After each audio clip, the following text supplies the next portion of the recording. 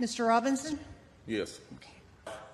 I didn't have time to write a fancy speech. I didn't have time to, I didn't have the resource of an English teacher to sit down and write a speech with at school today and be, brought over here or practice or anything. What I really came down here for is this. I've heard a whole lot of people in here talking tonight about this group and that group and domestic violence and blacks, these minorities and that minority. What I want to know is, when are you all going to start standing up for the majority? And here's who the majority is.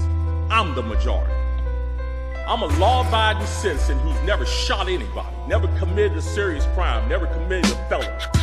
I've never done anything like that. But it seems like every time we have one of these shootings, nobody wants to put the blame where it goes, which is at the shooter's feet. You want to put it at my feet.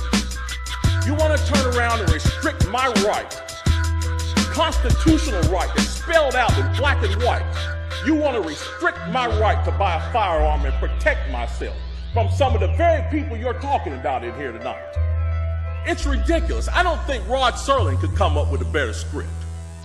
It does not make any sense. The law-abiding citizens of this community and many communities around this country, we're the first ones taxed and the last ones considered and the first ones punished when things like this happen, because our rights are the ones that are being taken away. That's the reason why I came down here today. Gun show or no gun show, NRA or no NRA. I'm here to stand up for the law-abiding citizens of this community, because I'm going to tell you that what's going to happen. You can take the guns away from us all you want to. You all write a law, I'll follow the law, I'll bring my guns down here, I'll turn them in. But here's what's going to happen. The Crips and the Bloods on the other side of town, they're not going to turn their guns in. They're going to hold on to them. And what's going to happen when you have to send the police down there to go take them? The police can barely enforce the law as it is. As what I see, we demonize the police, criminalize and vilify the police, and we make the criminals into victims.